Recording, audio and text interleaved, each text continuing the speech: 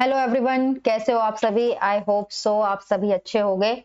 Last class में हमने chapter start किया था accounting principle, concept and convention, और जिसमें हम ऑलरेडी दो कॉन्सेप्ट डिस्कस कर चुके थे।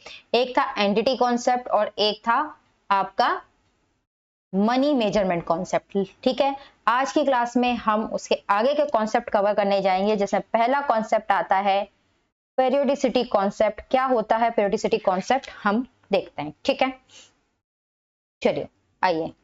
ठीक है, थ्योरी पढ़ने से बेहतर है कि हम यहाँ से स्टार्ट करें। हम जो कॉन्सेप्ट करने जा रहे हैं उसका नाम है पेरियोडिसिटी कॉन्सेप्ट। ठीक है, इस कॉन्सेप्ट को ना एक और नाम से जाना जाता है, जिसको बोलते हैं डेफिनिट पीरियड कॉन्सेप्ट। राइट, अब एक बात बताओ, मैं ये मान रही हूँ कि जो मोस्टली स्टूडेंट है वो कॉमर्स बैकग्राउंड के है, तो उन्होंने एक चीज और पढ़ी होगी कि हम जो बिजनेस करते हैं या बिजनेस है जो हम अकाउंटिंग करते हैं या बुक्स बनाते हैं, तो हम ये मान के चलते हैं कि गोइंग कंसर्न है, बिजनेस चलता ही रहेगा। क्या मानते हैं? बिजनेस चलता ही रहेगा। हम क्या मानते हैं? बिजनेस गोइंग कंसर्न अजम्पशन हम फॉलो करते हैं। हम क्या अजम्पशन फॉलो करते हैं? हम गोइंग कंसर्न का अजम्पशन फॉलो करते हैं। क्या होता है इसको हम आगे अभी पढ़ने वाले हैं वैसे भी, लेकिन हम क्या फॉलो करते हैं? गोइंग कंसर्न अजम्पशन, यानी कि बिजनेस तो चलता ही रहेगा, हम ये मानकर चलते हैं। इसका मतलब क्या हो गया? बिजनेस की जो लाइफ है वो क्या हो गई? बिजनेस की जो लाइफ है वो इनडेफिनिट हो गई। ये इनडेफिनिट लाइफ हो गई, पता ही नहीं है कि बिजनेस कब बंद होगा। राइट, अब एक व्यक्ति है, मान लो एक व्यक्ति है, मिस्टर राहुल नाम का एक व्यक्ति है। इन्होंने एक बिजनेस स्टार्ट किया, राइट। अब ये जो बिजनेस स्टार्ट किया, इस बिजनेस में इन्होंने फंसाए 3 लाख रुपए, इन्होंने फंसा दिए। 3 लाख रुपए की कैपिटल लगा के बिजनेस स्टार्ट किया। अब हमें ये नहीं पता कि बिजनेस क्लोज कब होगा, हम ये मान के चलते हैं कि बिजनेस फ्यूचर में चलता ही जाएगा। तो अब एक बात बताओ, मिस्टर राहुल के लिए ये बहुत इनकन्वीनियंट नहीं है कि इसकी परफॉर्मेंस को कब मेजर करें? देखो, आप कभी भी अपनी परफॉर्मेंस को कब मेजर करते हो? जब कोई चीज क्लोज होती है। राइट, जैसे कि आप फर्स्ट क्लास से सेकंड क्लास में गए, तो जो फर्स्ट क्लास का एंड आया ना, जब फर्स्ट क्लास में रहोगे उसका जो ईयर एंड आया, मार्च आया, जब आपके फाइनल एग्जाम हुए, उसका रिजल्ट आया, उसके बाद आप सेकंड क्लास में गए। वैसे सेकंड क्लास के लिए आपको कब इवेल्युएट किया गया? जब सेकंड क्लास का एंड आया। राइट, तो भाई जब किसी चीज का एंड हो जाता है पर्टिकुलर चीज का, तब वहां पे हम इवेल्युएशन करते हैं और हम आगे बढ़ते हैं। अब हमें यही नहीं पता ये बिजनेस कब एंड होगा, है ना। हमें नहीं पता कि बिजनेस एंड कब होगा। तो अब ये बात आती है ना कि हमें जब पता ही नहीं है कि बिजनेस एंड कब होगा, तो हम इसको कब कब हम इसकी परफॉर्मेंस को इवेलुएट करेंगे, है ना। हम इसकी परफॉर्मेंस को इवेलुएट कब करेंगे, ये क्वेश्चन आता है ना।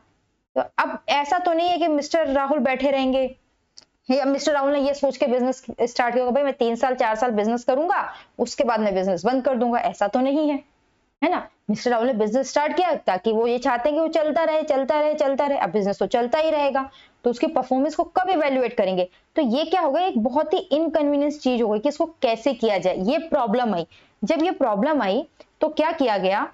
तब क्या गया कि भाई हमें नहीं पता, हमें ये तो पता है कि बिजनेस यहाँ स्टार्ट हुआ है, ये तो सब जानते हैं कि बिजनेस की स्टार्ट डेट क्या है, लेकिन ये किसी को नहीं पता कि बिजनेस क्लोज कब होगा। ये तो चलता जाएगा, किसी को नहीं पता बिजनेस क्लोज कब होगा। राइट, किसी को नहीं पता कि बिजनेस क्लोज कब होगा। सबको ये पता है कि बिजनेस यहां स्टार्ट हुआ, बिजनेस आगे चलता चला जाएगा।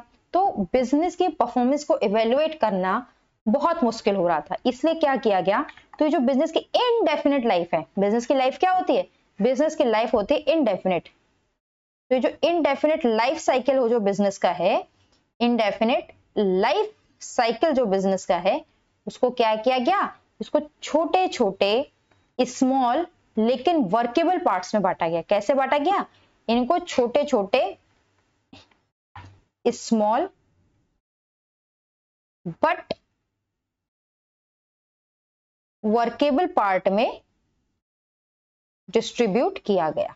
ठीक है ना, पार्ट में डिस्ट्रीब्यूट किया गया। क्यों किया गया?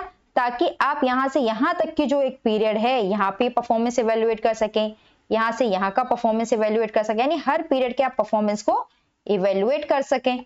ठीक है। यहाँ पे आप क्या करोगे, ईयर 1 एंड होगा, यहाँ ईयर 2 एंड होगा, ईयर 3 यहाँ एंड होगा, ईयर 4 यहाँ एंड होगा एंड सो ऑन।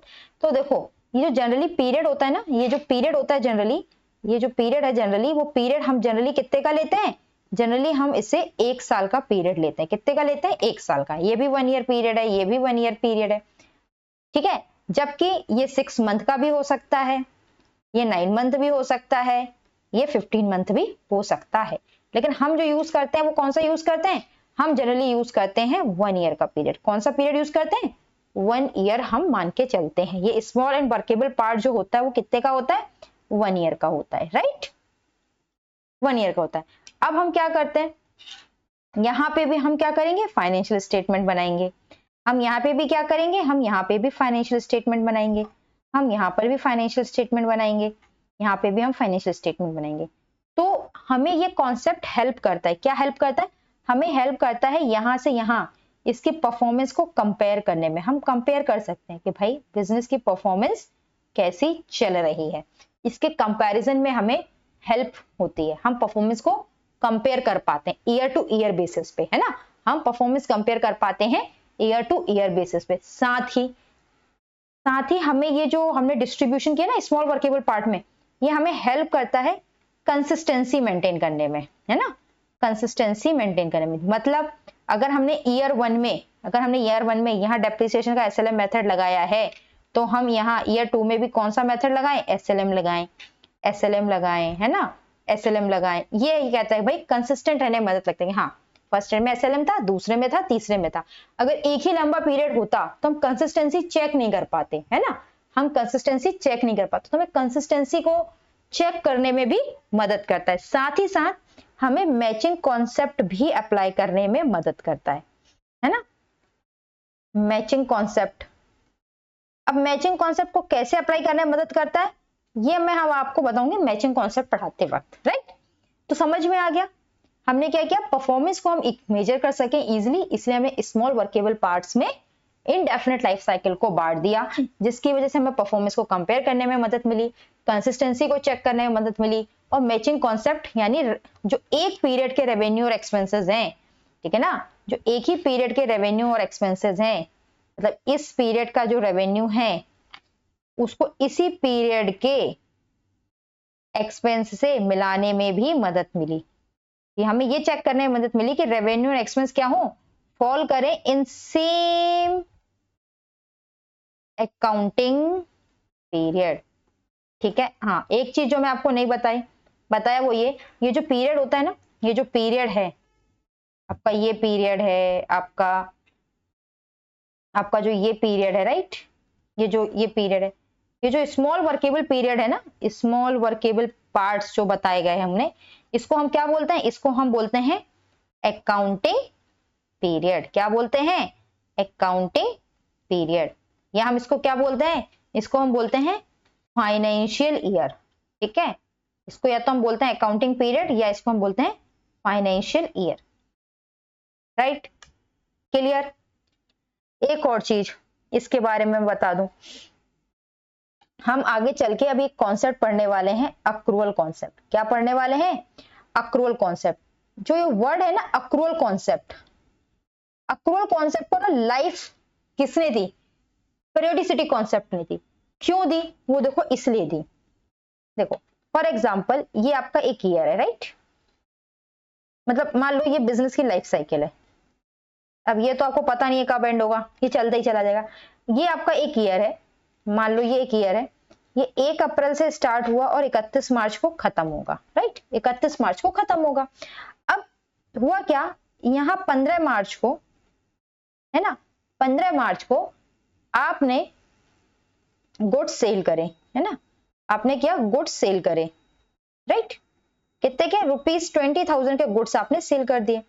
अब गुड्स सेल कर दिए, जिसका पैसा जो था वो आपको आके मिला, आपको यहाँ पे आके मिला 10 अप्रैल को, राइट, यहाँ आपको कैश रिसीव हुआ, यहाँ पे आपको कैश रिसीव हुआ।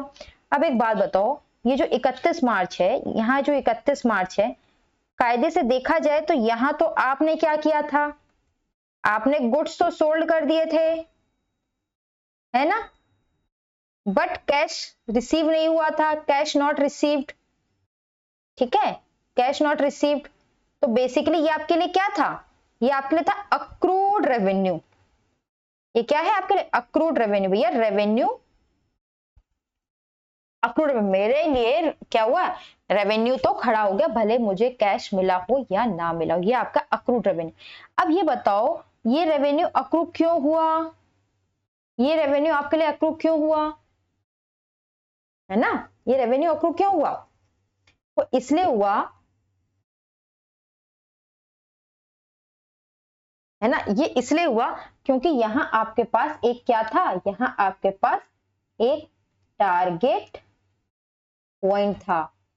भैया आपको इस टाइम के रेफरेंस में चेक करना है कि आपको कैश रिसीव हुआ या नहीं हुआ, ठीक है, या रेवेन्यू अक्रू हो गया, आपको कैश मिला या नहीं मिला, है ना, आपके पास एक टारगेट पॉइंट था, इसीलिए अक्रूड रेवेन्यू आया। अगर ये इंडेफिनिट पीरियड चलता ही रहता, यहाँ पे आपको फाइनेंशियल स्टेटमेंट नहीं बनाने होते, 31 मार्च को आपको फाइनेंशियल स्टेटमेंट नहीं बनाने होते, तो फिर तो ये आता ही नहीं, ये कॉन्सेप्ट ही नहीं आता। तो जो अक्रूवल का कॉन्सेप्ट है उसको लाइफ कहां से मिलती है, पेरियोडिसिटी कॉन्सेप्ट से मिलती है। आओ बुक से एक बार रीड कर ले, इसके बाद हम करेंगे अक्रूवल कॉन्सेप्ट, ठीक है।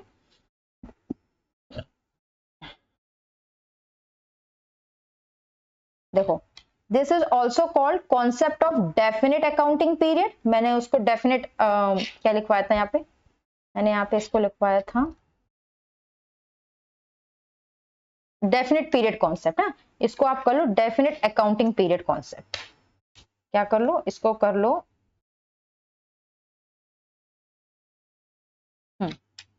ये आपका हो गया डेफिनेट अकाउंटिंग पीरियड कॉन्सेप्ट। इसका एक और नाम है, इसको एक और किस नाम से जाना जाता है, डेफिनेट अकाउंटिंग पीरियड कॉन्सेप्ट के नाम से भी जाना जाता है। देखो आगे क्या लिखा है, आपको इस धीरे धीरे पढ़ना समझ में आ जाएगा। As per going concern concept an indefinite life of an entity is assumed. Going concern concept के कारण बिजनेस की लाइफ इनडेफिनेट मानी जाती है। For business entity it cause inconvenience, जिसकी वजह से बिजनेस एंटिटी को इनकन्वीनियंस होता था।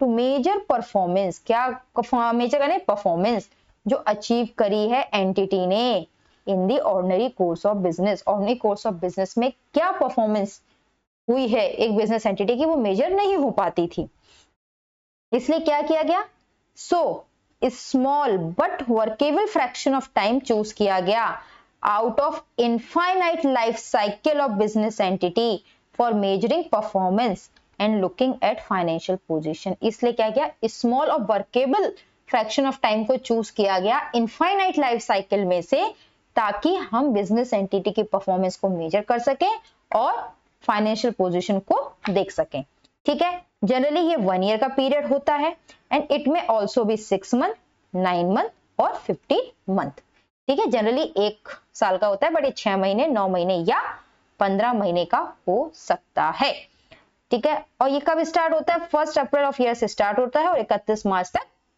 जाता है।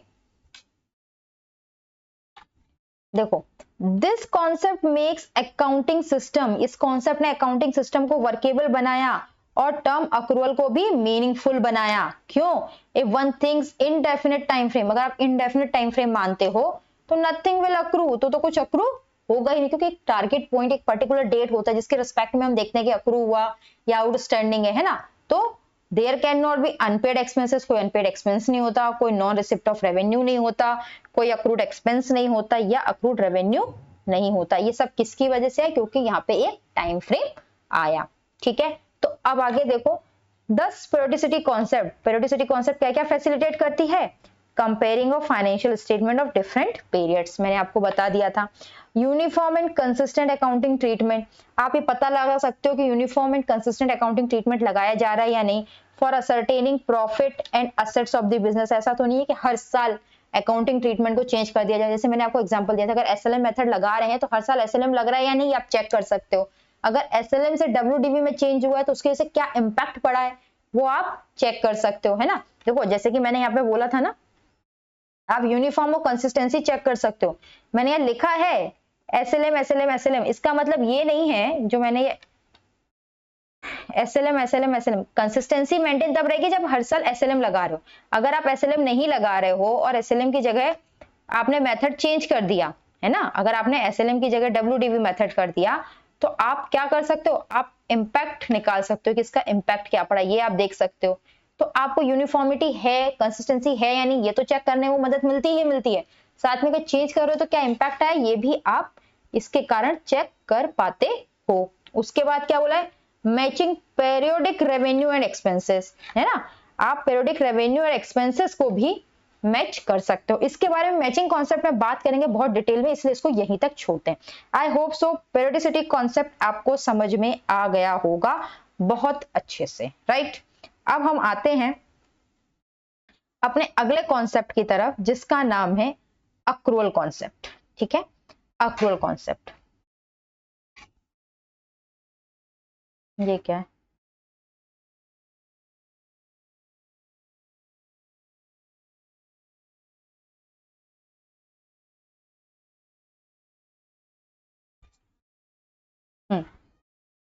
चलो हम अपने आते हैं अगले कॉन्सेप्ट की तरफ, जिसका नाम है अक्रूअल कॉन्सेप्ट।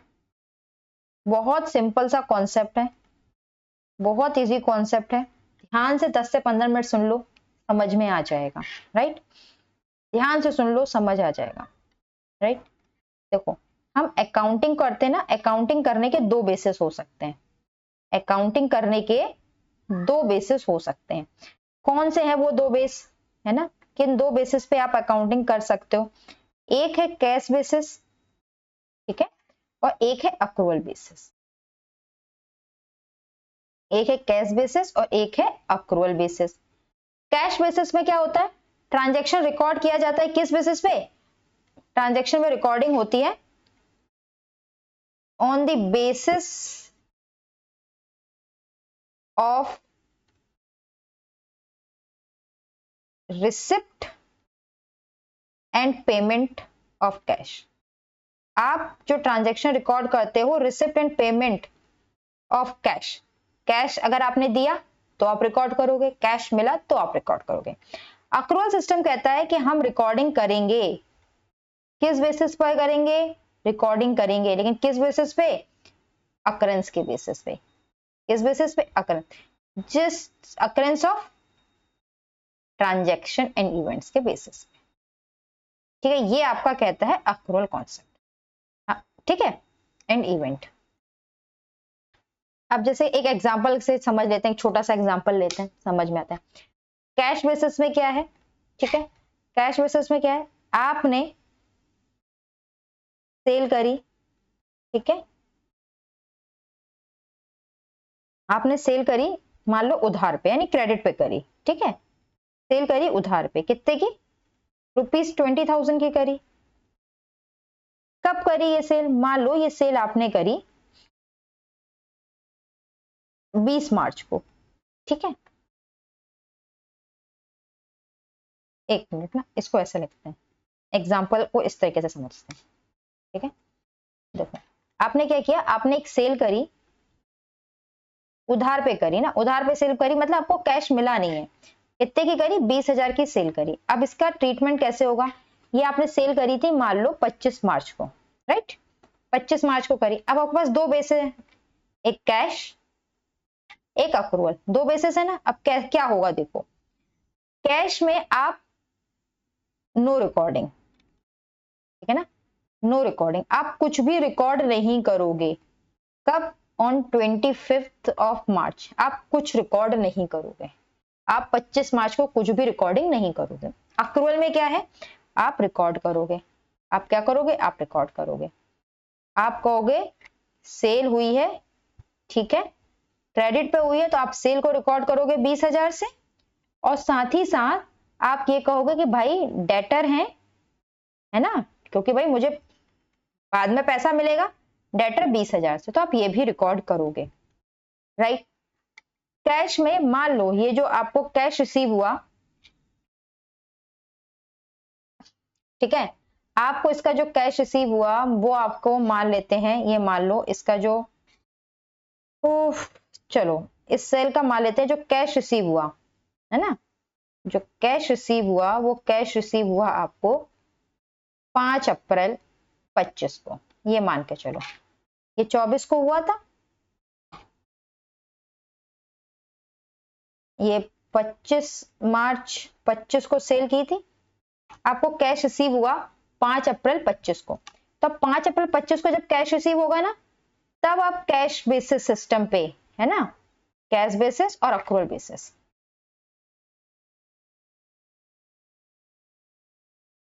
ठीक है। तब आप क्या करोगे, तब आप यहाँ पे रिकॉर्ड करोगे, तब आप यहाँ पे रिकॉर्ड करोगे, तब आप कहोगे हाँ आज मेरी सेल हुई है, तब आप यहाँ पे क्या करोगे, तब आप यहाँ पे रिकॉर्ड करोगे और कहोगे हाँ मेरी आज सेल हुई है, कितने की, कितने की थी, 20,000 की, ठीक है। 5 अप्रैल को अक्रूवल बेसिस वाला क्या कहेगा, हाँ आज मैंने कैश पे किया है, आज मैंने क्या किया, आज मैंने कैश पे किया, ये ट्रांजैक्शन अक्रूवल बेसिस पे रिकॉर्ड की जाएगी 5 अप्रैल को, ठीक है। तो अब देखो एक चीज आपने क्या देखी कि कैश बेसिस में हम तब रिकॉर्ड करते हैं जब हमें कैश मिलता है, हम कैश पे करते हैं। मैंने आपको एग्जांपल दिया कैश मिलने का, तो आपको जब सेल हुई तो आपने कैश बेसिस में कुछ रिकॉर्ड नहीं किया था, लेकिन अक्रूवल बेसिस में क्योंकि ट्रांजैक्शन तो हुई है ना, क्योंकि ट्रांजैक्शन हुई ना, आपने सेल की, ट्रांजैक्शन हुई, ट्रांजैक्शन क्या हुई, यहाँ पे ट्रांजैक्शन अकर तो हुई ना, चाहे आपको कैश मिला या नहीं मिला, ट्रांजैक्शन अकर हुई, ट्रांजैक्शन अकर हुई, इसलिए आपने रिकॉर्डिंग करी, राइट, आपने यहाँ पे रिकॉर्डिंग करी। उसी तरीके से जब आपने कैश पे किया तब भी एक ट्रांजैक्शन अकर हुई, तो आपने पेमेंट भी रिकॉर्ड करी, राइट। समझ में आ गया। अक्रूवल में कैश मिले ना मिले हमें इससे मतलब नहीं है, कैश मिले ना मिले, कैश हम दें ना दें, ट्रांजैक्शन हुई है तो हम रिकॉर्ड करते हैं, ये आपका अक्रूवल कॉन्सेप्ट कहता है, राइट। अक्रूवल कॉन्सेप्ट ना आपको, अब एक चीज और देखो, इतनी बात समझ में आ गई। अब इस वाले केस में क्योंकि 25 मार्च को सेल हुई थी, तो आप बैलेंस शीट बनाओगे ना, 31 मार्च को बैलेंस शीट बनाओगे। जब 31 मार्च को बैलेंस शीट बनाओगे तो यहां पे आप ये भी तो कहोगे कि भाई मेरे पास डेटर हैं, आप बताओगे ना मेरे पास डेटर हैं 20,000 के, राइट। और यहाँ पे पीएनएल में अलग से पता चल जाएगा, क्या पता चल जाएगा, ये भी पता चल जाएगा कि सेल हुई है कितने की, 20,000 की, राइट, सॉरी,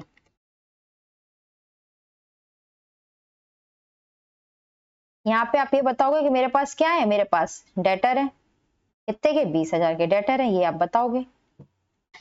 तो देखो यहाँ पे ना अक्रूवल कॉन्सेप्ट में दो चीजें पता चलती हैं। अक्रूवल कॉन्सेप्ट में क्या दो चीजें पता चलती हैं, अक्रूवल कॉन्सेप्ट में एक तो ये पता चलता है पास्ट इवेंट जो हो चुका है, ये पास्ट इवेंट है जो कि हो चुका है, ये तो हमें पता चलता ही है कि परचेज हो चुकी है, पास्ट इवेंट है परचेज। साथ ही साथ हमें ये भी पता चल रहा है कि भाई फ्यूचर में है ना, हमें साथ में ये भी पता चल रहा है कि फ्यूचर में हमें क्या पैसा मिलेगा, है ना, फ्यूचर में क्या पैसा मिलेगा ये भी हमें पता चलता है ना, क्या पैसा मिलेगा, या परचेज का केस होता तो देना पड़ेगा, मिलेगा या फिर देना पड़ेगा, दोनों चीजें हमें यहां से पता पड़ती हैं,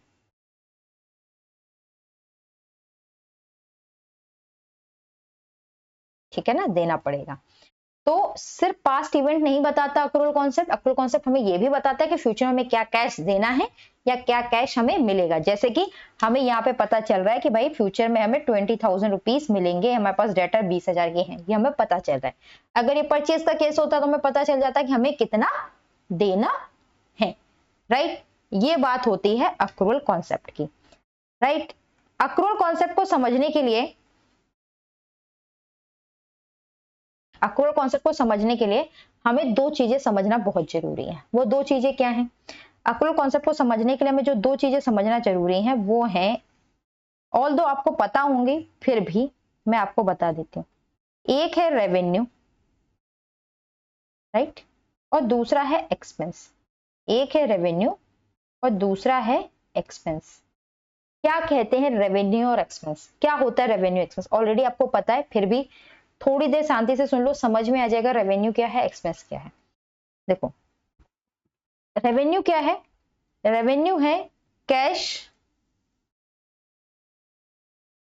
रिसीव्ड और रिसीवेबल। ठीक है, जो कैश रिसीव हो गया वो, या जो कैश रिसीव होने वाला है वो, ठीक है, फ्यूचर में। और एक्सपेंसेस क्या है? Cost incurred to earn revenue। ठीक है, अर्न रेवेन्यू, जिसका जो बेनिफिट है ना, बेनिफिट डू नॉट एक्सीड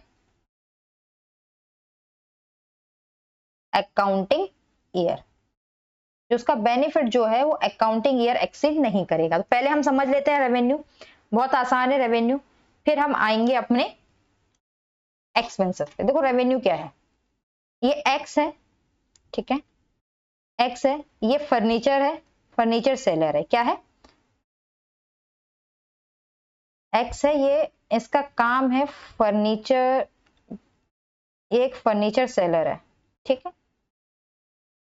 और ये जो वाई है, ये जो वाई है ये बायर है, राइट, इसमें कोई तो दिक्कत नहीं होगी। अब वाई ने एक्स से एक सोफा खरीदा है, क्या खरीदा है, सोफा खरीदा है, जिसकी ₹50,000 कॉस्ट है, ठीक है। ये जो ट्रांजैक्शन हो रही हैं ये हो रही हैं, मान लो 20 मार्च 24 को ट्रांजैक्शन हो रही हैं, 20 मार्च 25 को ट्रांजैक्शन हो रही हैं। अब क्या हुआ, वाई ने कहा एक्स से कि सर आप अभी मेरे से ₹30,000 ले लो। तो वाई ने 30,000 पे कर दिए 20 मार्च को, ठीक है, और कहा कि मैं जो 20,000 रुपए बचे हैं ना, जो 20,000 बचे हैं, मैं आपको पे करूंगा ऑन 10 अप्रैल 25। ठीक है, वाई ने कहा कि जो बाकी के 20,000 हैं वो मैं आपको 10 अप्रैल 2025 को पे करूंगा। अब एक बात बताओ, ये जो अमाउंट है 30,000, ये जो अमाउंट है 30,000, ये क्या है, ये कैश रिसीव्ड हो चुका है, जो कैश हमें मिल चुका है। और ये जो 20,000 है ये वो क्या है, ये रिसीवेबल है, यानी फ्यूचर में आपको मिलेगा, ठीक है, वो रिसीव्ड हो चुका, ये फ्यूचर में मिलेगा। और रेवेन्यू की डेफिनेशन क्या है, कैश रिसीव्ड और रिसीवेबल, जो कैश रिसीव हो चुका है वो भी, या जो रिसीव होने वाला है वो, दोनों ही रेवेन्यू का पार्ट बनते हैं। ये और नहीं, कैश रिसीव्ड एंड रिसीवेबल, ये लिखो यहाँ पे, और से definite cash received and receivable, ठीक है। तो भाई हमें 30,000 तो ऑलरेडी मिल चुके हैं, तो वो तो हमारा रेवेन्यू है ही है, प्लस 20,000 हमें फ्यूचर में मिलेंगे, वो भी हमारा रेवेन्यू है। तो हम रेवेन्यू कितना रिकॉर्ड करेंगे, हम रेवेन्यू रिकॉर्ड करेंगे 50,000 रुपए। कितना रिकॉर्ड करेंगे, 50,000 रुपए। समझ में आ गया, राइट। हमें इस बात से मतलब नहीं है कि मिस्टर एक्स को, हमें इस बात से फर्क नहीं पड़ता कि मिस्टर एक्स को कैश मिला या नहीं मिला, ठीक है, इस बात से फर्क नहीं पड़ता कि मिस्टर एक्स को कैश मिला या नहीं मिला। हम ये देखेंगे क्या मिस्टर एक्स ने सामान बेच दिया है, ट्रांजैक्शन कंप्लीट हो गई है ना। ये जो ट्रांजैक्शन थी, मिस्टर एक्स ने वाई को सोफा दे दिया, वाई ने 30,000 रुपए दे दिए, 20,000 10 तारीख को देने का प्रॉमिस कर दिया, ठीक है। तो जो रिसीव्ड और रिसीवेबल दोनों है, हम दोनों को रेवेन्यू मानेंगे, हमें कैश मिला या नहीं मिला इस बात को नहीं देखना है। ये हो गया रेवेन्यू, राइट, समझ में आ गया। अब बात आती है एक्सपेंसेस की। एक्सपेंसेस कहता है cost incurred to earn revenue. Revenue earn करने के लिए आप जो कॉस्ट इंकर करते हो वो आपकी एक्सपेंसेस कहलाते हैं। फॉर एग्जांपल मैं आपसे एक बात कहती हूँ, आपने रेंट पे किया हुआ है फॉर 15 मंथ्स, ठीक है, फॉर 15 मंथ्स आपने जो शॉप ले रखी है उसका रेंट पे किया है। कितना पे किया है, ₹75,000। तो अगर मैं पर मंथ की बात करूं तो पर मंथ का जो रेंट हुआ वो मान लो 5,000 रुपीज है, राइट, यही तो हुआ। अगर 15 महीने का रेंट 75,000 है तो एक महीने का 5,000 है। अब ये कह रहा है आपने पे कितना किया हुआ है, आपने पे किया है 75,000। आगे ये कह रहा है benefit do not exceed the accounting period. जो बेनिफिट है वो एक्सीड नहीं करना चाहिए अकाउंटिंग पीरियड। आप मुझे एक बात बताओ, ये जो आपका पीरियड है, ये आपका जो पीरियड है 1 अप्रैल से लेके 31 मार्च का ही है। और 1 अप्रैल से लेके 31 मार्च तक कितने महीने होते हैं? 12 मंथ ही होते हैं ना, ठीक है। लेकिन रेंट आपने 15 मंथ्स का पे कर रखा है, यानी कि रेंट आपने आगे तक का पे कर रखा है, ठीक है। अप्रैल मई जून, यानी आपने रेंट जो पे कर रखा है वो 30 जून तक का पे कर रखा है। तो भाई हमें क्या लेना है? हमें लेना है benefit do not exceed the accounting year. Benefit accounting year से ज्यादा एक्सीड नहीं करना चाहिए। तो हमने बेनिफिट कहां तक का डिराइव किया? हमने तो बेनिफिट यहीं तक का डिराइव किया ना, राइट। हमने बेनिफिट तो इसी पीरियड का डिराइव किया। तो हम कितना बुक करेंगे? हम कहेंगे भाई हमारा 5,000 का रेंट है, 12 महीने का है, तो वो कितना हो जाएगा? वो हो जाएगा 60,000 रुपीज। हम कितना रेंट लेंगे? 60,000 रुपीज का रेंट लेंगे, भले हमने 75,000 रुपीज पे कर रखे हैं। एक एग्जाम्पल तो ये हो गया, राइट। एक और एग्जाम्पल ले लेते हैं। मान लीजिए आप एक मशीनरी परचेज करके लाए, ठीक है। आप एक मशीनरी परचेज करके लाए। अब उस मशीनरी की जो कॉस्ट थी वो 6 लाख रुपीज थी। कितनी थी? 6 लाख रुपीज की कॉस्ट थी। और उसकी जो लाइफ थी, वो 6 ईयर थी। मतलब 6 लाख की मशीनरी 6 ईयर लाइफ है, यानी आप 6 साल तक वो मशीनरी को रेगुलर यूज करोगे। अब आप 6 साल तक उस मशीन से क्या करोगे? बेनिफिट डिराइव करते रहोगे, है ना। 6 साल तक आप मशीन से बेनिफिट डिराइव करते रहोगे, यानी मशीन आज आई है तो आज से 6 साल तक चलती रहेगी मशीनरी। 1 साल, 2 साल, 3 साल, 4 साल, 1 2 3 4 5, ठीक है। और एक 6 साल तक वो मशीनरी चलती रहेगी, ठीक है। 1 ईयर, सेकेंड ईयर, है ना, third year, fourth year, fifth year, six year, 6 साल तक आप उसका बेनिफिट डिराइव करते रहोगे। लेकिन आपका अकाउंटिंग पीरियड तो 1-1 साल का होता है ना, 1-1 साल का अकाउंटिंग पीरियड, यानी आपको निकालना है कि आपने इस ईयर में कितना बेनिफिट डिराइव किया। इस ईयर में कितना बेनिफिट डिराइव किया? इस ईयर का जो बेनिफिट है, मशीन से जो बेनिफिट आप एक ईयर में लेते हो, ठीक है, मशीन से जो बेनिफिट आप एक ईयर में लेते हो, वही आप एज एक्सपेंस रिकॉर्ड करोगे। उसी को आप क्या मानोगे? उसी को एक्सपेंस की तरह रिकॉर्ड करोगे। तो क्या करोगे? आप कहोगे भाई मैं 6 लाख की मशीनरी लेकर आया था, इसकी लाइफ तो 6 साल है, 1 साल में मैं इस मशीनरी को जितना बेनिफिट लूंगा, 60,000 रुपए का बेनिफिट लूंगा। इसी 60,000 के बेनिफिट को आप अपने बुक में एज ए डेप्रिसिएशन रिकॉर्ड करते हो, ठीक है। तो वही कह रहा है, जो कॉस्ट आप इंकर करते हो रेवेन्यू को अर्न करने के लिए, वो क्या कहलाता है? वो एक्सपेंस कहलाता है। और इसका जो बेनिफिट है वो एक ही साल के अंदर अंदर कंज्यूम हो जाना चाहिए, यूज हो जाना चाहिए। अगर उसके बाद का है तो हम उसको रिकॉर्ड नहीं करते या एक्सपेंस की तरह ट्रीट नहीं करते, ठीक है। एक और एग्जांपल ले लेते हैं, एक्सपेंस का लास्ट एग्जांपल है, ठीक है। मान लो आप एक शू सेलर हो, ठीक है ना, आप एक शू सेलर हो। आप क्या करते हो? आप जूते बेचने का काम करते हो। तो आप क्या करें? आप जूते लेकर आए ₹5 लाख के, ठीक है, ₹5 लाख के आप शूज लेकर आए। उसमें से शूज कॉस्टिंग ₹4 लाख, 4 लाख जिन शू की कॉस्ट थी उसको आपने सेल कर दिया, है ना, सेल कर दिया ₹6 लाख पे, राइट।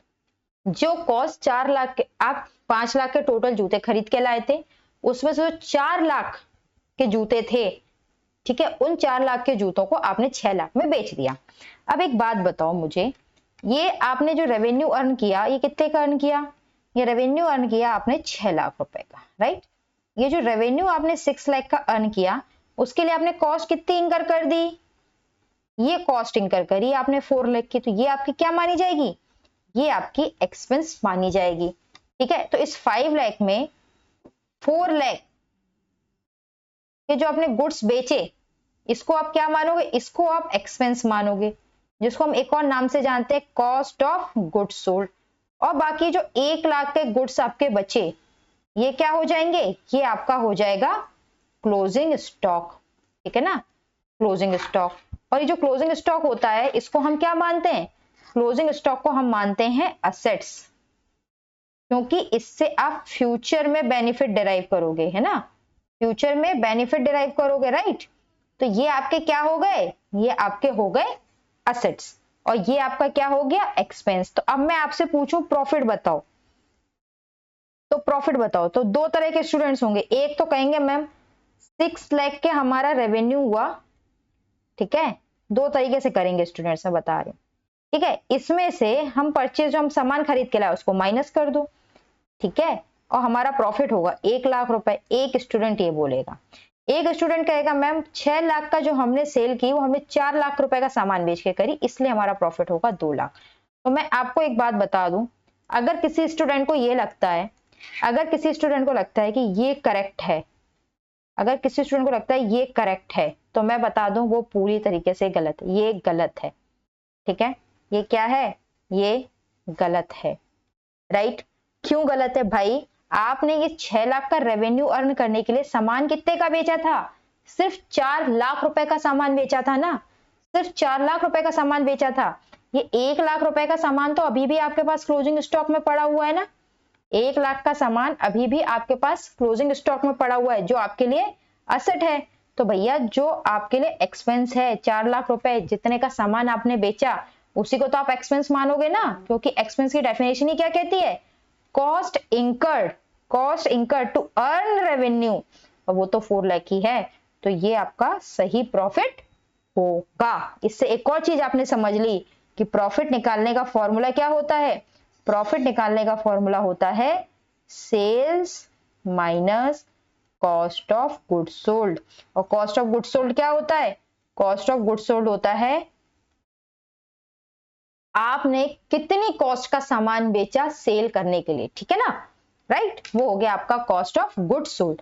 तो ये हो गया एक्सपेंस, ये हो गया रेवेन्यू, हमने इसको बड़े विस्तार से समझ लिया, अक्रूअल कॉन्सेप्ट को हमने बहुत अच्छे से समझ लिया कि अक्रूअल कॉन्सेप्ट क्या होता है। आओ एक बार ना इसको रीड कर लेते हैं, राइट, इसको हम रीड करते हैं कि क्या है, राइट। चलिए, अगर कुछ निकल आता है तो हम उसको पढ़ेंगे, और नहीं निकलता तो कोई बात ही नहीं है। देखो ध्यान से पढ़ोगे ना तो ऐसा कुछ है नहीं जो मैंने पढ़ाया नहीं आपको, मैंने सारी चीजें कवर करा दी। Under accrual concept the effect of transaction and other events are recognised on mercantile basis. जो ट्रांजैक्शन या अदर इवेंट्स के इफेक्ट्स होते हैं उसको हम कैसे रिकॉर्ड करते हैं, मर्केंटाइल बेसिस पे रिकॉर्ड करते हैं। मर्केंटाइल बेसिस का मतलब ही क्या होता है, व्हेन दे अकर, जब वो ट्रांजैक्शंस हो रहे हैं, ठीक है, नॉट एज कैश और a cash equivalent is received or paid. हमें कोई मतलब नहीं होता कैश कब मिला और या हमने कैश कब दिया। And they are recorded in accounting records and reported in financial statement of the period to which they relate. ये अगला इंपॉर्टेंट पॉइंट है, financial statement prepared on the accrual basis inform users not only for past events. मैंने बताया था ये आपको सिर्फ past events के बारे में नहीं बता रहा कि आपने सेल करी है 20,000, बल्कि आपको और क्या बता रहा है कि आपको कैश रिसीव होगा, ठीक है, past events involving the payments and receipt of cash. ये सिर्फ पास्ट इवेंट नहीं बताता जिसमें इन्वॉल्व है पेमेंट या कैश, बट आपको ये भी बताता है कि ऑब्लिगेशन टू पे कैश, क्या ऑब्लिगेशन है कैश पे करने की आपको फ्यूचर में, या क्या कैश आपको रिसीव होगा फ्यूचर में। पास्ट इवेंट बताता ही बताता है, साथ में फ्यूचर में आपको क्या पे करना है ये भी बताता है। आगे क्या करा है, to understand accrual assumption knowledge of revenue and expenses required. Accrual concept को समझने के लिए नॉलेज रिक्वायर्ड है रेवेन्यू की और एक्सपेंस की। क्या होते हैं रेवेन्यू और एक्सपेंस, देखो revenue is a gross inflow of cash. हमारे पास ग्रॉस इनफ्लो ऑफ कैश क्या था, जब मिस्टर एक्स ने सोफा बेचा था मिस्टर वाई को तो उनको ग्रॉस इनफ्लो मिला था कैश का 30,000 रुपीज, और रिसीवेबल्स क्या थे, रिसीवेबल 20,000 रुपीज था जो फ्यूचर में मिलने वाला था। तो revenue gross inflow of cash है, साथ ही साथ रिसीवेबल है।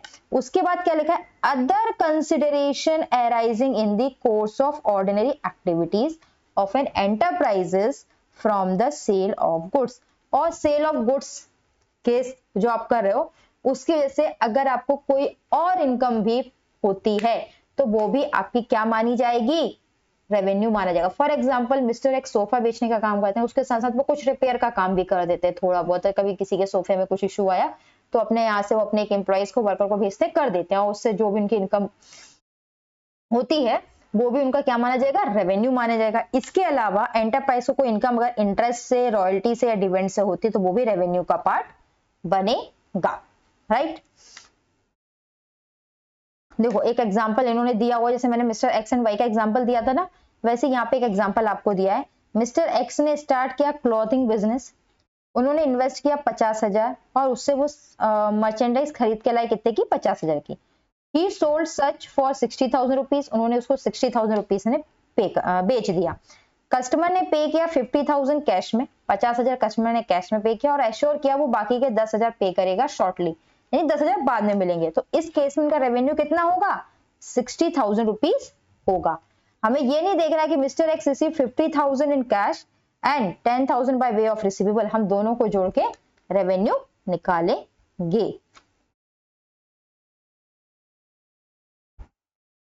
ठीक है। अब और भी बाकी एग्जांपल दिए सेकंड एंड थर्ड, आप इसको रीड कर लेना, आपको समझ आ जाएंगे, नहीं आए कमेंट करिएगा, मैं आपको बता दूंगी, राइट। चलिए आगे क्या है, एक्सपेंस क्या है, is a cost relating to the operation of an accounting period. Accounting period में ऑपरेशन करने के लिए, बिजनेस ऑपरेशन करने के लिए जो आपने कॉस्ट इंकर करी वो एक्सपेंस कहलाता है, ठीक है। या आपने रेवेन्यू अर्न करने के लिए कोई कॉस्ट इंकर करी वो एक्सपेंसेस कहलाते हैं, जिसका बेनिफिट एक्सटेंड नहीं करना चाहिए beyond that period. Beyond that period का मतलब अकाउंटिंग पीरियड से बाहर उसका बेनिफिट नहीं जाना चाहिए।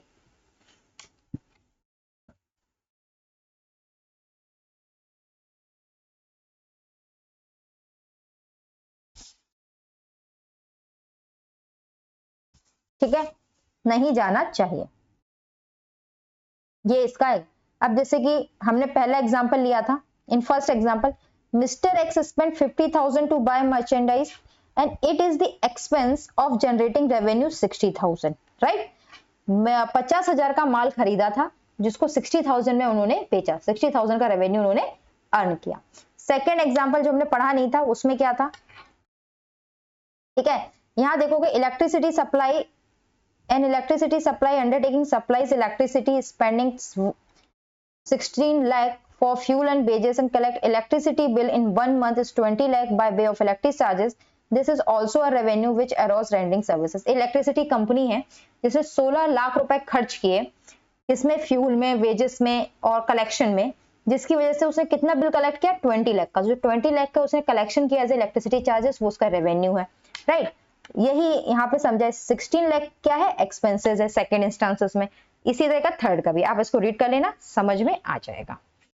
ये एक बहुत इंपॉर्टेंट चीज है। अगर आपके कॉन्सेप्ट की बात की जाऊं तो accrual means recognition of revenue and cost as they are earned or incurred and not as money is received or paid. Accrual का मतलब क्या है, रिकॉग्नाइज करना रेवेन्यू और एक्सपेंस को जैसे उनको इंकर किया गया या जैसे वो अकर हुई, ना कि जब हमें कैश मिला या हमने कैश पे किया। इसलिए अक्रूवल कॉन्सेप्ट में क्या होता है, प्रॉफिट कैसे निकालते हैं, रेवेन्यू माइनस एक्सपेंस करके प्रॉफिट निकालते हैं। जबकि कैश सिस्टम में हम cash received in ordinary course of business में से cash paid in ordinary course of business को माइनस करके प्रॉफिट निकालते हैं। टाइमिंग क्या है रेवेन्यू और एक्सपेंस का, देखो timing of revenue and expense booking could be different from cash received or paid. जो टाइमिंग है रेवेन्यू एक्सपेंस बुक करने का वो डिफरेंट हो सकता है। क्या कह रहा है पहला, when cash received before revenue is booked, revenue book करने से पहले आपको कैश मिल गया। फॉर एग्जांपल मैं एक फर्नीचर शॉप में गई, मुझे वहां पे एक सोफा बहुत पसंद आया एंड मैंने कहा कि I want to purchase, I want to buy that sofa.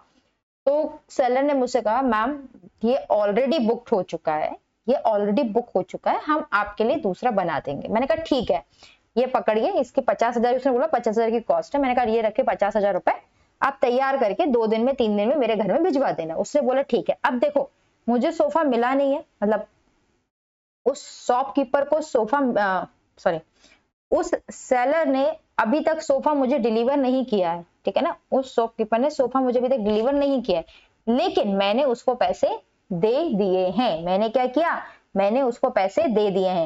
तो यहाँ पे क्या होगी, लायबिलिटी क्रिएट होगी when cash received in advance, क्योंकि उसको कैश कहाँ मिल गया है, एडवांस में मिल गया है। ठीक है, आगे when cash received after revenue is booked, after revenue is booked, मैं यहाँ पे ना एग्जांपल लिख ही देती हूँ वरना कंफ्यूजन हो जाएगा। ठीक है, ये जो x है, ठीक है, और ये y है, ठीक है, y है। अब हुआ क्या, y x के पास गए, क्या खरीदने, सोफा खरीदने गए, 50,000 का सोफा था, राइट, 50,000 का सोफा था। x ने y को सोफा दे दिया, y ने कहा कि मैं आपको पैसे दूंगा आफ्टर 3 डेज, मैं आपको आफ्टर 3 डेज सोफा दूंगा, सॉरी आफ्टर 3 डेज पैसे दूंगा। ठीक है, y कहता है कि मैं 3 दिन बाद आपको पेमेंट कर दूंगा। x ने सोफा y को दे दिया, 50,000 का सोफा x ने y को दे दिया, y को पहले से जानता था तो उसने सोफा उठा के दे दिया, और y ने कहा कि मैं आपको 3 दिन बाद पेमेंट कर दूंगा। x ने कहा ठीक है भाई तू ले जा सोफा, 3 दिन बाद पेमेंट कर देना। अब यहाँ देखो, यहाँ पे क्या है, यहाँ पे सर्विस प्रोवाइड कर दी गई, x ने तो अपनी सर्विस प्रोवाइड कर दी, x ने सोफा दे दिया, तो x क्या करेगा, x तो रेवेन्यू बुक कर लेगा, लेकिन पैसा क्या है, पैसा 3 दिन बाद आएगा। तो ये जो 3 दिन बाद पैसा मिलेगा, ये 3 दिन बाद x को ये जो पैसा मिलना है, ये क्या है, ये रिसीवेबल है, ये क्या है, ये रिसीवेबल है, तो ये क्या हो जाएगा, ये असेट हो जाएगा, है ना, ये क्या हो जाएगा, ये असेट हो जाएगा। तो वही लिखा हुआ है। अगला क्या कह रहे हैं, cash paid before expenses booked. ठीक है, आपने क्या किया, कैश पे कर दिया, जैसे कि मैंने भी आपको यहाँ पे एक एग्जांपल दिया था ना, यहाँ पे एक एग्जांपल दिया था, देखो देखो देखो देखो, हाँ मैंने कहा था कि आपने रेंट पे कर दिया 15 मंथ्स का, ठीक है, 75,000, तो ये जो 3 महीने का रेंट है, ये क्या है, ये रेंट एडवांस पेड है ना, ये रेंट क्या है, ये रेंट एडवांस पेड है। तो भाई ये जो रेंट एडवांस पेड है, इसको अपन क्या बोलते हैं, इसको हम बोलते हैं प्रीपेड, इसको क्या बोलते हैं, इसको हम बोलेंगे प्रीपेड। और ये जो प्रीपेड होता है, इसको हम क्या मानते हैं, इसको हम मानेंगे असेट्स, और असेट्स को बुक में कैसे दिखाएंगे, एज अ करेंट असेट्स हम अपनी बुक में दिखाएंगे। ठीक है, इसको हम, अब ये एडवांस, जब भी एक्सपेंसेस को एडवांस में पे कर दिया जाता है तो इसका बेनिफिट आप क्या करोगे, फ्यूचर में लोगे, तो फ्यूचर में आपको बेनिफिट मिलना है, तो जब भी किसी चीज का फ्यूचर में बेनिफिट मिलना होता है तो हम उसे क्या मानते हैं, उसे हम असेट मानते हैं, राइट। चलिए अगला क्या है, अगला है when cash paid after expenses booked. भाई आपको रेंट पे करना होता है हर महीने की 30 तारीख को, ठीक है, आपको रेंट पे करना होता है हर महीने की 30 तारीख को। अब वो 30 तारीख निकल गई, अब आप रेंट जाके पे कर रहे हो कब, 10 अप्रैल को, ठीक है ना, 30 तारीख निकल गई और आप रेंट पे कर रहे हो 10 तारीख को। तो भाई जब 30 तारीख को रेंट पे करना था, ठीक है, तो वहां पे तो एक्सपेंस बुक हो गया, पेमेंट हो रही है बाद में, यानी कि आपकी क्या है, वो लाइबिलिटी है, वो क्या है, वो लाइबिलिटी है। तो वो क्या क्रिएट करती है, वो क्रिएट करती है लाइबिलिटी, जिसको हम कहते हैं पेबल और ट्रेड पेबल या आउटस्टैंडिंग लाइबिलिटीज, मतलब पे करने की लाइबिलिटी अराइज हो गई थी और आपने पे नहीं किया था, राइट। आई होप सो आपको समझ में आ गया होगा बहुत अच्छे से accrual concept and periodicity concept. इसके बाद ना अगर मैंने मैचिंग कॉन्सेप्ट स्टार्ट कराया तो बहुत टाइम ले लेगा, लंबा कॉन्सेप्ट है, लेकिन मैं छोटे छोटे 1-2 कॉन्सेप्ट हैं जिससे जो रिलेटेड बहुत हैं, जैसे कि मैं एक कॉन्सेप्ट है रियलाइजेशन कॉन्सेप्ट,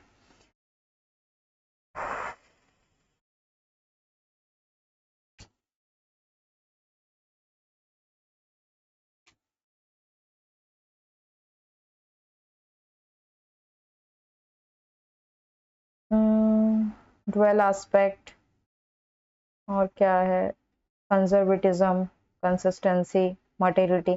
अब छोटे छोटे बच्चे हैं, इसमें मैचिंग कॉन्सेप्ट बहुत बड़ा कॉन्सेप्ट है, तो मैं मैचिंग कॉन्सेप्ट को ना अभी छोड़ के 1-2 कॉन्सेप्ट्स हैं उसको ले लेती हूं ताकि आपको समझ में आ जाए,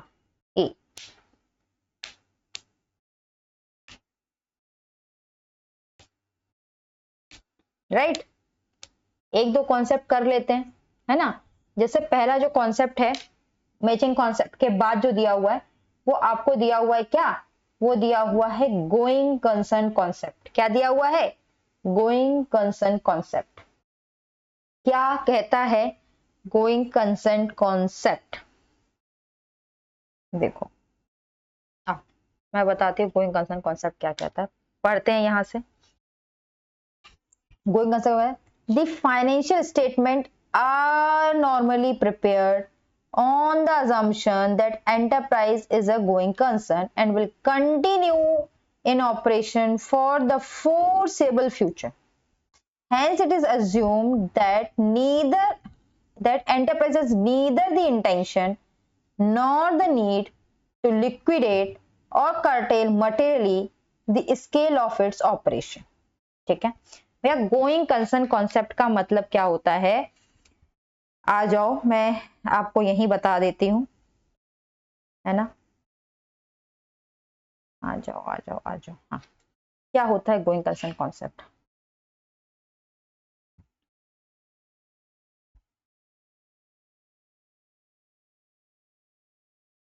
गोइंग कंसर्न कॉन्सेप्ट, ठीक है, क्या होता है going concern concept? Going concern concept कहता है बिजनेस चलता जाएगा, बिजनेस चलता जाएगा, मतलब मैं बहुत लेमन लैंग्वेज में बोल रही हूँ, बिजनेस चलता जाएगा। इंग्लिश से बोलेगा तो business will remain in operation, business will remain in operation for foreseeable future, मतलब हमें पता ही नहीं है, अनफोर्सेबल फ्यूचर, बिजनेस अपने ऑपरेशन फ्यूचर में करता ही जाएगा, कब तक करता जाएगा हमें नहीं पता, बिजनेस चलता ही जाएगा, राइट। ये कहता है गोइंग कंसर्न कॉन्सेप्ट। और दूसरा क्या कहता है भाई, कोई इंटेंशन नहीं है, ना ही कोई आवश्यकता है, ठीक है, साथ ही साथ ना ही तो कोई आवश्यकता है, ना ही प्रोप्राइटर की, बिजनेस ओनर की इंटेंशन है कि वो अपने बिजनेस को बंद करना चाहता है, ऐसी कोई इंटेंशन भी बिजनेस ओनर की नहीं है। ये कहता है गोइंग कंसर्न कॉन्सेप्ट। एक बार और रीड करोगे तो आपको समझ में आ जाएगा। देखो, पहला क्या है, are normally prepared on assumption that enterprise is a going concern. Generally financial statement going concern concept पे बनाई जाती है, और इसका बेस्ट एग्जांपल क्या है, आपने हमेशा देखा होगा, असेट और जो लाइबिलिटीज होती है ना, असेट से जो लाइबिलिटीज होती है उसको हम ना क्लासिफाई करते हैं, किसमें, करंट और नॉन करंट में, राइट। करंट और नॉन करंट में हम उसे क्लासिफाई करते हैं। भाई, नॉन करंट असेट्स किनको कहा जाता है? वो नॉन करंट असेट्स उनको कहा जाता है जो जिनकी लाइफ 1 साल से ज्यादा है, या जिन असेट से हम बेनिफिट 1 साल से ज्यादा तक डिराइव करेंगे। या नॉन करंट लाइबिलिटीज वो लाइबिलिटीज है जिनको हम over the period of time पे करेंगे, मतलब 1 साल से ज्यादा के टाइम पीरियड में हम जिन्हें पे करेंगे उन्हें हम नॉन करंट लाइबिलिटी बोलते हैं। तो हम ये 1 साल से ज्यादा का पीरियड हम क्यों मारे? क्योंकि हम मान रहे हैं बिजनेस चलता ही जाएगा, बिजनेस चलता रहेगा। तो जनरली जो हम बुक्स ऑफ अकाउंट्स प्रिपेयर करते हैं, हम गोइंग कंसर्न के कॉन्सेप्ट पे प्रिपेयर करते हैं कि भैया ऑपरेशन तो चलता रहेगा फ्यूचर में। Hence it is assumed that enterprise, इसलिए ये भी assume किया जाता है कि enterprise का has neither the intention nor the need, ना तो enterprise की intention है ना ही आवश्यकता है लिक्विडेट होने की या बिजनेस ऑपरेशन को कर्टेल करने की मटेरियली, ठीक है। ना ही तो एंटरप्राइज को आवश्यकता है, ना ही उसी को इंटेंशन है बिजनेस को बंद करने की या ही ऑपरेशन को मटेरियली कर्टेल करने की, कम करने की, ठीक है। आगे बहुत इंपॉर्टेंट लाइन है, आगे इंपॉर्टेंट लाइन क्या है, इफ सच एन इंटेंशन और नीड एग्जिस्ट, अगर ऐसी एंटरप्राइज की इंटेंशन है या बिजनेस की कंडीशंस खराब है, आवश्यकता है, तो फाइनेंशियल स्टेटमेंट में have to be prepared on the different basis. तब आप फाइनेंशियल स्टेटमेंट को डिफरेंट बेसिस पे बनाओगे, ठीक है, और आपको बेसिस डिस्क्लोज करना होगा। तो एक सिंपल लैंग्वेज में अगर मैं बोलूं, बिजनेस है, ठीक है, बिजनेस है, अगर आप गोइंग कंसर्न फॉलो कर रहे हो, एक मिनट इसको लिख लो, गोइंग कंसर्न, ठीक है, याद रखना, गोइंग कंसर्न फॉलो कर रहे हो, then need not to disclose, तो आपको डिस्क्लोज करने की आवश्यकता नहीं है। अगर आप गोइंग कंसर्न फॉलो कर रहे हो, नीड नॉट टू डिस्क्लोज। अगर फॉलो नहीं कर रहे हो, डू नॉट फॉलो, आप गोइंग कंसर्न फॉलो नहीं कर रहे हो, ठीक है, तब need to disclose, need to disclose, ठीक है। अगर आप गोइंग कंसर्न फॉलो कर रहे हो तो आपको बताने की आवश्यकता नहीं है, फाइनेंशियल स्टेटमेंट डिस्क्लोज करने की आवश्यकता नहीं है। लेकिन अगर आप फॉलो नहीं कर रहे हो और कोई और बेसिस फॉलो कर रहे हो तो आपको डिस्क्लोज करना पड़ेगा, क्योंकि ये एक जनरल अज्यूम्ड कॉन्सेप्ट है। जनरली माना जाता है कि business going concern concept follow करता है, इसलिए हम इसको डिस्क्लोज नहीं करते। Right, the valuation of assets of business entity, जो असेट की वैल्यूएशन है, ठीक है, वैल्यूएशन ऑफ असेट है बिजनेस एंटिटी, वो डिपेंड करता है किस पे, इस गोइंग कंसर्न के अजम्पशन से। Traditionally accountants follow historical cost in majority of cases. Generally क्या फॉलो करते हैं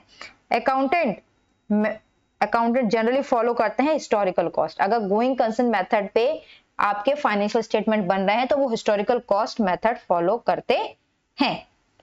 ठीक है,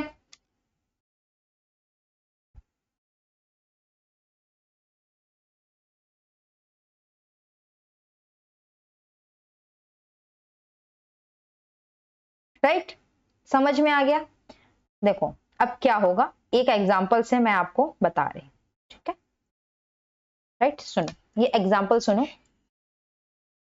और आप बाकी की जो कहानी है आपको समझ में आ जाएगी अपने आप ही। राइट, आपके पास एक असेट थी, ठीक है, आपके पास एक असेट थी जिसकी वैल्यू थी ₹7 लाख, ठीक है, इसकी वैल्यू थी 7 लाख। ठीक है, अभी असेट्स क्या थी, मैं बहुत आसानी हो आपको समझने में, तो मान लो ये असेट्स आपकी लैंड थी, लैंड में डेप्रिसिएशन नहीं लगता, ये लैंड थी 7 लाख की। अब आपने ये असेट जो थी वो परचेज की हुई थी ईयर 2022 में, 2022 में आपने लैंड परचेज की थी और इसकी कॉस्ट थी 7 लाख रुपए। ईयर 22 में भी आपने इसको किस पे दिखाया था, 7 लाख पे। ईयर 23 में भी आपने लैंड को किस पे दिखाया, 7 लाख पे। ईयर 24 में जब आपने अपनी बुक्स बनाई तब भी आपने लैंड को किस पे दिखाया, 7 लाख पे। आप इसी वैल्यू पे असेट को, अपनी लैंड को दिखाते आ रहे हो। अब ईयर 25 जब आया, ठीक है, ईयर 25 जब आया, ठीक है, आपको लगा कि बिजनेस जो है अब आगे सरवाइव नहीं कर पाएगा, बिजनेस की कंडीशंस अच्छी नहीं है, तो अब मुझे ये बिजनेस बंद करना पड़ेगा। आपने क्या सोचा, बिजनेस की कंडीशंस अच्छी नहीं है, मुझे बिजनेस लिक्विडेट करना पड़ेगा, बंद करना पड़ेगा। तो ये जो लैंड है, तो ईयर 25 में जब आप बनाने गए तो आपकी जो लैंड थी कितने की, 7 लाख की जो लैंड थी, आपने क्या किया, मार्केट में जाके इसकी प्राइस पता करी कि भैया इसकी मार्केट प्राइस क्या हो सकती है। आपने क्या पता करी, इसकी मार्केट प्राइस, ठीक है। अब जब आप इसकी मार्केट प्राइस पता करने गए तो दो कंडीशन पॉसिबल है, ठीक है, ये इंक्रीज भी हो सकती है और ये डिक्रीज भी हो सकती है, ठीक है। हो सकता है ये जो 7 लाख की अब असेट है इसकी कॉस्ट घट के 6 लाख बची हो लैंड की कॉस्ट, और ये भी पॉसिबल है ये 7 लाख की लैंड की कॉस्ट 14 लाख हो गई हो। Right, anything is possible, decrease भी कर सकती है और इंक्रीज भी कर सकती है, दोनों चीज पॉसिबल है। तो देखो, जब तक आप गोइंग कंसर्न कॉन्सेप्ट फॉलो कर रहे थे, यहां से यहां तक लेके, जब आप यहाँ पे आप क्या कर रहे थे, आप गोइंग कंसर्न को फॉलो कर रहे थे ना, जब तक आप गोइंग कंसर्न फॉलो कर रहे थे आप असेट को हिस्टोरिकल कॉस्ट पे दिखा रहे थे, ठीक है ना। असेट को किस पे दिखा रहे थे, हिस्टोरिकल कॉस्ट पे। क्यों दिखा रहे थे, क्योंकि आपका ये मानना था कि किस में यूज हो रही है, ये बिजनेस में यूज हो रही है ना, ये बिजनेस में यूज हो रही है। तो शॉर्ट रन में इसमें अगर कोई फ्लक्चुएशन हो रहा है तो हमें बिजनेस में शो करने की रिक्वायरमेंट नहीं है। लेकिन अब क्या हुआ, अब आपने देखा कि भाई बिजनेस नहीं चल पा रहा है, आपको समझ में आया कि बिजनेस लिक्विडेट करना है। अगर बिजनेस अच्छा चल भी रहा था बट आपका इंटेंशन है कि मुझे बिजनेस बंद करना है, आप बंद करना चाहते हो बिजनेस को, तो अब आप लैंड को क्या करोगे, अब लैंड को आप दिखाओगे उसकी मार्केट वैल्यू पे या मार्केट प्राइस पे। अब वो ज्यादा भी हो सकती है या वो कम भी हो सकती है, तो जो भी उसकी वैल्यू होगी, तो अब जब आप ईयर 25 में फाइनेंशियल स्टेटमेंट बनाओगे तो उसमें लैंड को किस पे शो करोगे, लैंड को शो करोगे उसकी मार्केट वैल्यू पे। किस पे शो करोगे, मार्केट वैल्यू पे, राइट, देखो, या उसकी रियलाइजेबल वैल्यू पे, राइट। यही आपका ये गोइंग कंसर्न कॉन्सेप्ट में लिखा हुआ है। ये एग्जांपल आपने देखा, एग्जैक्ट वही एग्जांपल है जो मैंने आपको बताया हुआ है। आ जाओ, क्या लिखा है, if going concern concept is taken, अगर गोइंग कंसर्न कॉन्सेप्ट लेते हैं तो इंक्रीज और decrease in the value of asset in short run is ignore. Increase हो रहा है या डिक्रीज हो रहा वैल्यू में, शॉर्ट रन में हम इग्नोर कर देते हैं, because concept indicate that assets are capped for generating benefit in future, क्योंकि हमने असेट को किस लिए रखा है, क्योंकि हमें फ्यूचर में बेनिफिट हो, नॉट फॉर इमीडिएट सेल, कोई इमीडिएट सेल के लिए नहीं रखा है, इसलिए current change in the assets value is not realisable, इसे जो करंट चेंजेस है एसेट की वैल्यू में वो रियलाइजेबल नहीं है, so it should not be counted, इसलिए हम इसको काउंट नहीं करते, क्योंकि हमने लैंड रखी हुई थी बिजनेस पर्पस के लिए रखी हुई थी, उसे हमें इमीडिएट सेल नहीं करना था, तो उसकी वैल्यू में जो भी चेंजेस हो रहे थे हम उसको काउंट नहीं कर रहे थे, रीजन हमें उसकी वैल्यू रियलाइज नहीं होने वाली थी।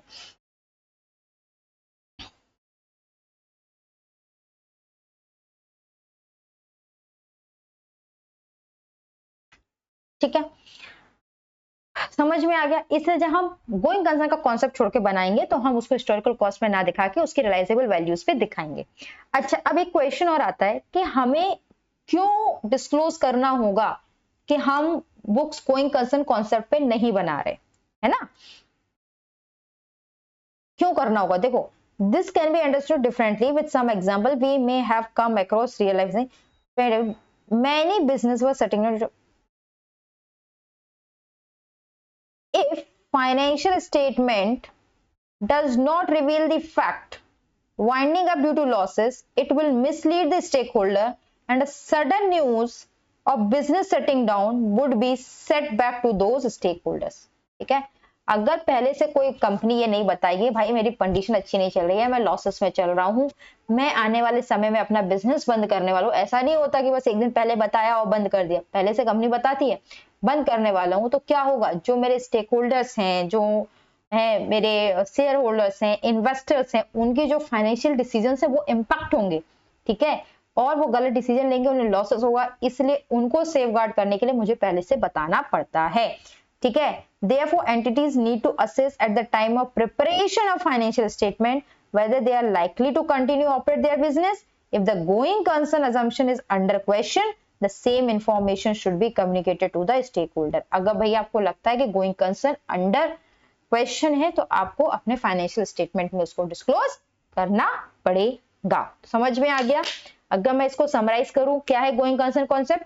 गोइंग कंसर्न कॉन्सेप्ट ये कहता है कि बिजनेस चलता रहेगा, ठीक है, ना ही एंटरप्राइज की ना तो आवश्यकता है बिजनेस को बंद करने की, ना ही इच्छा है बिजनेस को बंद करने की। अगर एंटरप्राइज की इच्छा है या आवश्यकता है तो उसे फाइनेंशियल स्टेटमेंट में डिस्क्लोज करना पड़ेगा कि वो अपने बिजनेस को बंद करना चाहती है, राइट। क्यों करना पड़ेगा? ताकि स्टेक होल्डर के फाइनेंशियल इंटरेस्ट को सेव किया जा सके, क्योंकि स्टेक होल्डर सारे डिसीजन फाइनेंशियल स्टेटमेंट पे बेस होकर ही लेते हैं। ठीक है, जब हम गोइंग कंसर्न कॉन्सेप्ट पे फाइनेंशियल स्टेटमेंट बनाते हैं तो हम अपनी असेट्स को हिस्टोरिकल कॉस्ट पे शो करते हैं। क्यों करते हैं? क्योंकि वो असेट्स हमने बिजनेस में ली है यूज करने के लिए। हमारा ये मतलब नहीं होता कि हम उसको इमीडिएटली सेल करना चाहते हैं, इसलिए अगर उसकी वैल्यू में कुछ चेंजेस हो रहे हैं तो हमें रियलाइजेबल नहीं होती, इसलिए हम उसको रिकॉर्ड नहीं करते, राइट। अगर हम बिजनेस बंद करने जा रहे होते हैं तो हम गोइंग कंसर्न कॉन्सेप्ट को छोड़ के जिस भी बेसिस पे हम फाइनेंशियल स्टेटमेंट बनाते हैं उसे हम डिस्क्लोज करते हैं, और जनरली ऐसे केसेस में असेट्स को रियलाइजेबल वैल्यू पर शो किया जाता है, राइट। ये आपका गोइंग कंसर्न हो गया। आज की क्लास में इतना ही। कल की क्लास में मैचिंग कॉन्सेप्ट प्लस अदर सारे कॉन्सेप्ट करेंगे। अब बाकी के जो कॉन्सेप्ट बचे हैं वो इतने बड़े नहीं हैं, तो लगभग हमारे सारे कॉन्सेप्ट नेक्स्ट क्लास में कंप्लीट हो जाएंगे, राइट।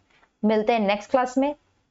अगर तब तक आप लोग इसके थ्योरी पार्ट्स को अच्छे से पढ़ लें, एग्जाम के लिए बहुत इंपॉर्टेंट है। और अगर आपको लेक्चर पसंद आया तो प्लीज चैनल को लाइक करें, शेयर करें एंड सब्सक्राइब करें। मिलते हैं नेक्स्ट लेक्चर में, तब तक के लिए थैंक यू।